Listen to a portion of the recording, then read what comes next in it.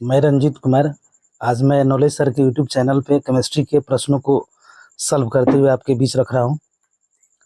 जैसे पहला प्रश्न है आपका, घनाकार क्रिस्टल में बेवरेज जालकों की संख्या होती है, तो इसका ऑप्शन होगा ए। फिर अगला प्रश्न है, अगला प्रश्न है 2 नंबर, निम्न में कौन क्रिस्टलीय ठोस पदार्थों का गुण नहीं है।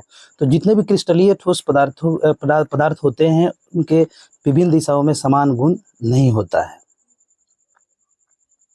इसका ऑप्शन ए सही होगा। तीसरा प्रश्न है, काय केंद्रित घनाकार इकाई सेल में पैकिंग की प्रगुणता होती है। आप लोग पढ़े होंगे, इसे बीसीसी बोला जाता है, बॉडी सेंट्रल रेट। तो इसमें जो होता है ऑप्शन इसका जो होगा सी सही होगा। फिर यहाँ चौथा प्रश्न आता है, बिलाई के 1000 ग्राम में, तो जब 1000 ग्राम की बात आ जाती है तो वहाँ मोललता की बात आती है। मोलों की संख्या कहलाएगी क्या, इसकी मोललता, यानी ऑप्शन बी सही होगा। फिर पांचवा प्रश्न, निम्नलिखित में कौन अनुसंख्य गुणधर्म है। तो अनुसंख्य गुणधर्म में ये घनत्व, द्रव्यमान, तापक्रम में चारों में सी ऑप्शन सही होगा, और ये ऑप्शन सी सही होगा, इसका राइट आंसर सी होगा। फिर छठा प्रश्न, इसके बाद आता है, निम्नलिखित में कौन आदर्श विलयन का उदाहरण है। तो आदर्श विलयन का मतलब होता है जो सभी तापों और दाबों पर राउल्ट्स के नियमों का पालन करे। इसका ऑप्शन डी सही होगा।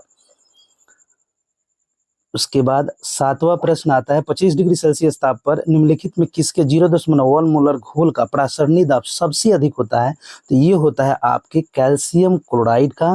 कैल्शियम क्लोराइड इसका राइट आंसर होगा। फिर अगला क्वेश्चन आता है 8 नंबर, एक फैराडे की विद्युत धारा कॉपर सल्फेट के विलयन से कितना तांबा मुक्त कर सकता है। तो ये तांबा मुक्त करने की बात आएगी, तो इसका ऑप्शन बी राइट होगा। उसके बाद 9वां प्रश्न है, कि किसी विद्युत रासायनिक सेल में रेडॉक्स अभिक्रिया होने के लिए सेल का विद्युतवाहक बल का मान निम्नलिखित में कैसा होना चाहिए। तो हमेशा हर परिस्थिति में इसका मान धनात्मक होना चाहिए। अगला इसके बाद आता है, अर्धशील अभिक्रिया के लिए मानक इलेक्ट्रोड विभव निकालना है। तो इसके लवण सेतु का बायां भाग और दायां भाग पे इलेक्ट्रोड विभव का मान दिया हुआ है।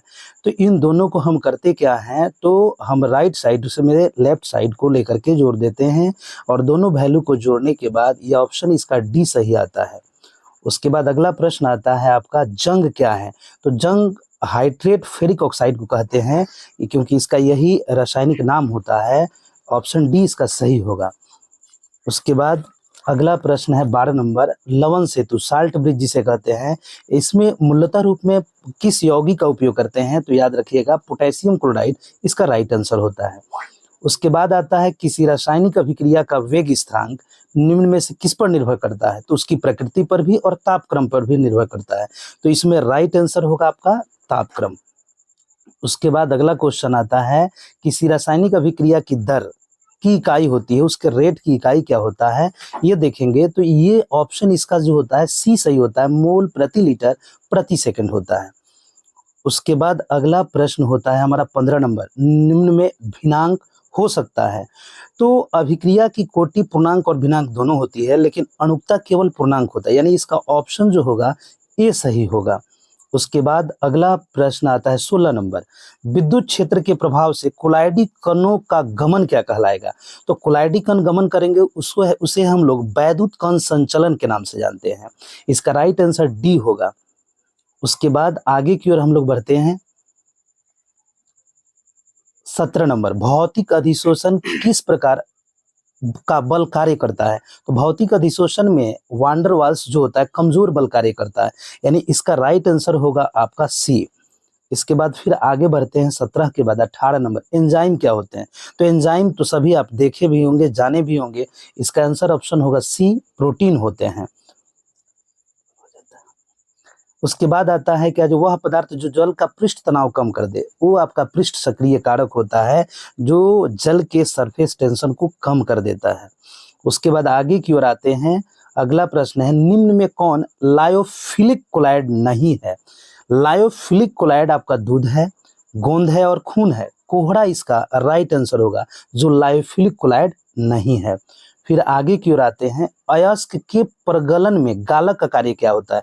तो गालक क्या करता है? अयस्क से अशुद्धि को दूर कर देता है, जिससे हमें शुद्ध धातु मिल जाता है। ऑप्शन बी इसका राइट आंसर होगा। फिर आगे की ओर हम लोग बढ़ते हैं, थर्माइट विधि अवकारक है, तो थर्माइट विधि है, इस विधि में अवकारक के रूप में हम लोग एल्युमिनियम का उपयोग करते हैं। एल्युमिनियम इसका राइट आंसर होता है।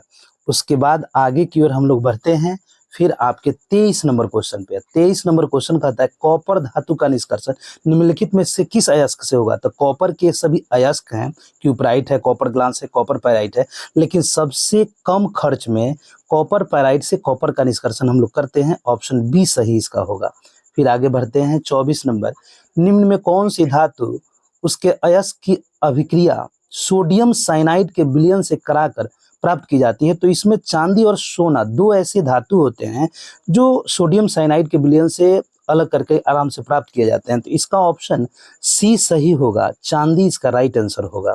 फिर आगे की ओर हम लोग बढ़ते हैं, इसमें 25 नंबर प्रश्न पे, और 25 नंबर प्रश्न आता है कि अमोनिया गैस निम्नलिखित में से किसके द्वारा शुष्क होता है?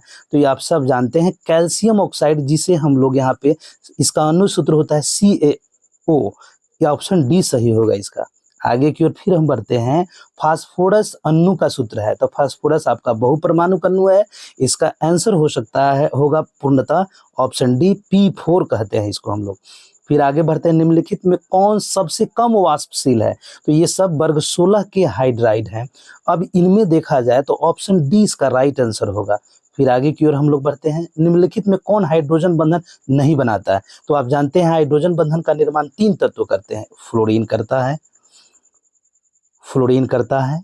फिर ऑक्सीजन करता है, फिर यहाँ पे आते हैं हम लोग नाइट्रोजन करता है। ये तीनों प्रबल विद्युत ऋणात्मक होते हैं जो हाइड्रोजन से मिलकर हाइड्रोजन बंधन का निर्माण करते हैं, अर्थात ये तीनों में हाइड्रोजन बंधन है। ऑप्शन सी में हाइड्रोजन बंधन नहीं है, इसका राइट आंसर होगा सी। फिर आगे की ओर हम लोग बढ़ते हैं, अगला प्रश्न आता है 29 में आते हैं, तो कहता है निम्नलिखित में कौन शून्य के अतिरिक्त सिर्फ एक ऑक्सीकरण अवस्था प्रदर्शित करेगा? तो ये आपका प्रबल ऑक्सीकारक होता है जिसका नाम है फ्लोरीन। ये प्रबल विद्युत ऋणात्मक भी होता है, ऑप्शन बी सही होगा। फिर आगे की ओर हम लोग बढ़ते हैं, जिनॉन डाइफ्लोराइड की संरचना। तो जिनॉन डाइफ्लोराइड की संरचना अगर देखी जाए तो इसमें अगर देखा जाए तो जिनॉन के पास 8 इलेक्ट्रॉन, फ्लोरीन के पास 14, 22 होते हैं। भाग विधि द्वारा भी हम लोग निकाल सकते हैं, ऐसे प्रसंकरण का निर्धारण करके भी निकालेंगे। इसका राइट आंसर होगा त्रिकोणीय द्विपिरामिडियल, ऑप्शन नंबर बी सही होगा। फिर आगे की ओर आते हैं 31 नंबर प्रश्न पे, जलीय घोल में निम्नलिखित में कौन सा आयन रंगीन है? तो जिनके भी डी ऑर्बिटल भरे होते हैं, अनपेयर इलेक्ट्रॉनों की संख्या नहीं होती है, वे आपके जो होते हैं आयन रंगहीन होते हैं, लेकिन जिनमें अनपेयर इलेक्ट्रॉन होगा वे रंगीन होते हैं। तो यहाँ पे हम लोग वेनेडियम V3+ जो होगा राइट आंसर होगा, ऑप्शन नंबर डी सही होगा। फिर आगे की ओर बढ़ते हैं, प्रथम संक्रमण तत्व। तो प्रथम संक्रमण तत्व जो होते हैं एस्केडियम से शुरू होते हैं और जिंक पर जाकर समाप्त होते हैं। तो यहाँ आते हैं तो प्रथम संक्रमण तत्व में एस्केडियम, ऑप्शन ए आंसर होगा। फिर आगे की ओर हम बढ़ते हैं 33 नंबर प्रश्न पे, निम्न में कौन विद्युत का सबसे अच्छा सुचालक है? तो ये जनरली क्वेश्चन है, आप लोग निम्न क्लासों में भी पढ़े होंगे, ऑप्शन ए सही होगा इसका, चांदी है ना। इसके आगे फिर हम बढ़ते हैं आगे की ओर, तो पीतल निम्नलिखित में से किस मिश्र धातु, तो मिश्र धातु 2 धातुओं के मिलने से बनते हैं, इसका राइट आंसर होगा ऑप्शन नंबर ए। फिर आगे की ओर हम लोग बढ़ते हैं 35 नंबर, सभी लिगेंड होते हैं, तो ये सभी लिगेंड लिविस भस्म होते हैं, ऑप्शन बी सही होगा। फिर 36 नंबर प्रश्न पे आते हैं, क्लोरोफिल में उपस्थित रहता है, तो क्लोरोफिल में मूलतः हम लोग जानते हैं मैग्नीशियम उपस्थित रहता है। फिर आते हैं 37 नंबर प्रश्न पे, CuH2 आयन की आकृति क्या होती है? तो यहाँ पे कोऑर्डिनेशन वैल्यू अगर इसका हम लोग देखें 37 नंबर में, तो कोऑर्डिनेशन वैल्यू 4 होता है, अर्थात इसकी आकृति यहाँ पे वर्ग समतलीय होगी, ऑप्शन नंबर ए सही होगा। फिर आगे की ओर हम लोग बढ़ते हैं, 37 के बाद 38 नंबर, जटिल यौगिक CONH3 के लिए जलीय घोल में आयनों की संख्या होती है। तो क्लोरीन के आपका Cl- और Cl2- दोनों हो जाएंगे, यानी दोनों मिला करके यहाँ पे ऑप्शन नंबर 38 के लिए आपका ए सही होगा और वो होगा 3। आगे की ओर बढ़ते हैं 39 नंबर प्रश्न पे, निम्नलिखित में कौन अध्रुवीय है? अध्रुवीय का मतलब नॉन पोलर होता है, ऑप्शन नंबर इसका डी राइट आंसर होगा। फिर 39 के बाद हम आगे की ओर बढ़ते हैं 40 पर। क्लोरोफॉर्म नाइट्रिक अम्ल से अभिक्रिया करके क्या बनाएगा? तो ये क्लोरोफॉर्म जब अभिक्रिया करेगा नाइट्रिक अम्ल से तो नाइट्रो ट्राइक्लोरोमीथेन का निर्माण करेगा। ऑप्शन नंबर सी इसका राइट आंसर होगा। फिर आगे की ओर हम लोग बढ़ते हैं 41 नंबर प्रश्न पे।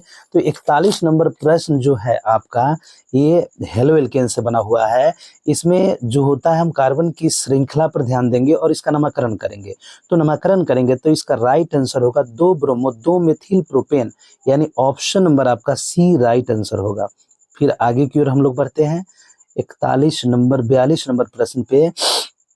यहाँ पे C2H5Cl जो होता है अल्कोहलीय KOH से अभिक्रिया करके अगर एथिल अल्कोहल और पोटेशियम क्लोराइड बनाता है तो ये कैसा है? तो ये अभिक्रिया में अगर ध्यान दे तो ये नाभिक स्नेही प्रतिस्थापन अभिक्रिया है। नाभिक स्नेही प्रतिस्थापन है। ऑप्शन डी इसका राइट आंसर होगा। फिर आगे की ओर हम लोग बढ़ते हैं 43 नंबर क्वेश्चन पे, और ये क्वेश्चन का था निम्नलिखित में किसका उपयोग निश्चेतक मतलब बेहोश करने वाली दवा के रूप में करते हैं? तो इसका राइट आंसर होगा क्लोरोफॉर्म, लेकिन कैंसर जन्य होने के कारण इस पर भी प्रतिबंध लग गया है। फिर आगे की ओर बढ़ते हैं 44 नंबर प्रश्न पे। प्राइमरी अल्कोहल में कौन मूलक उपस्थित रहते हैं? तो प्राइमरी अल्कोहल वैसा अल्कोहल होता है जिसके OH समूह वैसे कार्बन परमाणु से जुड़ेगा जिसके पास 2 हाइड्रोजन हो, यानी इसका राइट आंसर बी होगा।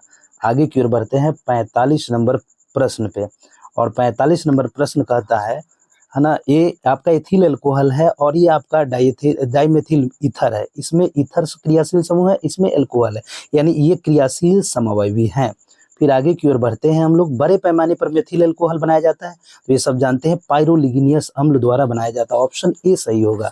फिर 46 के बाद हम 47 पे आएंगे। ईथर में उपस्थित क्रियाशील मूलक है तो एकल बंध O एकल बंध होता है। ऑप्शन बी सही होगा इसका। फिर आगे की ओर हम बढ़ते हैं 48। फिनॉल की अभिक्रिया ब्रोमीन जल के साथ होने से क्या बनता है? तो जब हम 48 नंबर प्रश्न पे देखें तो इसका उत्तर होगा 2,4,6 ट्राई ब्रोमो फिनोल। इसके बाद इसका राइट आंसर होगा ऑप्शन नंबर सी। 48 के बाद 49 पे आते हैं। एल्डिहाइड और कीटोन दोनों का सामान्य सूत्र है तो CnH2nO होता है इसका राइट आंसर। ये दोनों के लिए कार्बोनिल समूह के दोनों क्रियात्मक समूह हैं। 49 के बाद फिर आते हैं हम लोग 50 नंबर प्रश्न पे। निम्नलिखित में किसके अमोनिकल घोल के टॉलेंस अभिकर्मक कहा जाता है? तो अमोनिया मिश्रित जो होता है सिल्वर नाइट्रेट का विलयन होता है, यानी ऑप्शन नंबर सी सही होगा 50 का। फिर आगे की ओर हम बढ़ते हैं 51 नंबर प्रश्न पे, और 51 नंबर प्रश्न पे हम आए तो एल्डिहाइड जो होते हैं वो हमेशा श्रृंखला के अंत में जुड़ते हैं। कार्बन की काउंटिंग अगर इधर से करते हैं तो इसका नाम होगा 3 मेथिल ब्यूटेनल, यानी ऑप्शन नंबर डी इसका राइट आंसर होगा। फिर आगे की ओर हम बढ़ते हैं। आता है 52 नंबर प्रश्न। फॉर्मल्डिहाइड जो होता है सोडियम हाइड्रोक्साइड से अभिक्रिया करके एथिल अल्कोहल और यहाँ पे आपका सोडियम फॉर्मेट बनाता है, यानी एक ऑक्सीकरण दूसरे का अवकरण होगा, यानी केनिजारो अभिक्रिया आपके सामने आ गई। अगला क्वेश्चन है आपका फिर 52 नंबर के बाद 53 नंबर कहता है एल्डिहाइड कीटोन में अंतर करता है तो फेलिंग विलयन भी करेगा, टॉलेंस अभिकर्मक भी करेगा, सिफ अभिकर्मक भी करेगा, यानी इसका राइट आंसर होगा फेलिंग विलयन। फिर आगे की ओर बढ़ते हैं 53 के बाद 54। निम्नलिखित में कौन अम्ल विनेगार में उपस्थित होता है? तो फिर आते हैं आगे की ओर, तो इसका आंसर होगा एसिटिक अम्ल CH3COOH। आगे की ओर फिर बढ़ते हैं। अगला क्वेश्चन 55 नंबर। कार्बोक्सिलिक अम्ल का क्रियाशील मूलक होता है तो ये सब जानते हैं एकल बंध COOH होता है। ऑप्शन नंबर ए राइट होगा। 55 के बाद आते हैं फिर 56 पे। निम्नलिखित में सबसे निर्बल अम्ल है, तो निम्नलिखित में सबसे निर्बल अम्ल की बात आएगी तो CH3COOH होगा, यानी एसिटिक अम्ल। ऑप्शन नंबर ए सही होगा 56 का। फिर आते हैं 57 पे। 57 निम्नलिखित में कौन लैक्टिक अम्ल है? तो लैक्टिक अम्ल के लिए यहाँ पे ऑप्शन नंबर बी सही होगा। फिर आगे की ओर आते हैं। फिर यहाँ पे अनुसूत्र C3H9N के द्वारा निरूपित प्राइमरी सेकेंडरी टर्शियरी तीनों होते हैं, यानी ऑप्शन नंबर डी सही होगा इनमें सभी। फिर आते हैं हम लोग 59 नंबर। एमीन में नाइट्रोजन का प्रसंकरण, तो नाइट्रोजन आपका sp3 प्रसंकरित होता है, यानी ऑप्शन नंबर ए सही होगा। फिर आगे की ओर हम बढ़ते हैं 59 के बाद एथिल एमीन की अभिक्रिया नाइट्रस अम्ल सिकुड़ाने पर बनता है तो एथिल अल्कोहल बन जाता है। ऑप्शन नंबर ए सही होता है। फिर आगे की ओर बढ़ते हैं। निम्नलिखित में सबसे निर्बल भस्म है, तो ये तो आपका NH3 होगा। ऑप्शन नंबर ए सही होगा। फिर आते हैं 61 के बाद 62, सुक्रोज का जल अपघटन क्या कहलाएगा, तो ये इन्वर्शन कहलाएगा। ये आपको कार्बोहाइड्रेट में भी पढ़ना है, ऑप्शन नंबर डी सही होगा। फिर आगे बढ़ते हैं हम 63 पे, एमिनो अम्ल में पाए जाने वाला क्रियाशील समूह, तो दो क्रियाशील समूह होते हैं, एक COOH और दूसरा NH2, ऑप्शन नंबर डी सही होगा इसका। फिर आगे की ओर बढ़ते हैं, निम्न में कौन साधारणतः शरीर द्वारा नहीं बनाए जाते हैं, तो शरीर में हमारे विटामिन का निर्माण नहीं होता है, ऑप्शन नंबर बी सही होगा। फिर 64 के बाद आपका 65 आता है, और 65 में कहता है संघनन बहुलक का उत्पाद है, तो ये नाइलॉन 66 होगा, ऑप्शन नंबर डी सही होगा। फिर आगे की ओर बढ़ते हैं 66, पहला औद्योगिक रूप से संश्लेषित रबर, तो ये आपका मिलेगा मेथिल रबर जो होता है, ऑप्शन ए सही होगा। 67, फिनॉल निम्न में से किसके निर्माण में प्रयुक्त होता है, तो बेकेलाइट, जिस यानी टेलीविजन रेडियो के ढांचे बनाने में इसका उपयोग करते हैं बेकेलाइट का, ऑप्शन नंबर ए सही होगा। फिर आते हैं 68, निम्नलिखित में कौन सी दवा बुखार को कम करता है, तो एंटीपायरोटिक जो दवाइयाँ होती है वो बुखार को, ज्वारनाशी इसको बोलते हैं हम लोग, है ना, ऑप्शन नंबर सी सही होगा 68 का। फिर आते हैं हम 69 पे, और 69 होता है निम्न में प्रायः किसका उपयोग परिरक्षक के रूप में करते हैं, तो परिरक्षक के लिए आपका सोडियम बेंजोएट राइट आंसर होगा, ऑप्शन नंबर बी। उसके बाद 70, ब्रॉड स्पेक्ट्रम एंटीबायोटिक कौन है, तो एंटीबायोटिक कौन है, तो इनमें देखा जाए तो पेनिसिलिन ये सब हैं, लेकिन इनमें राइट आंसर होगा option number D, chloramphenicol, option number D right answer होगा। यहाँ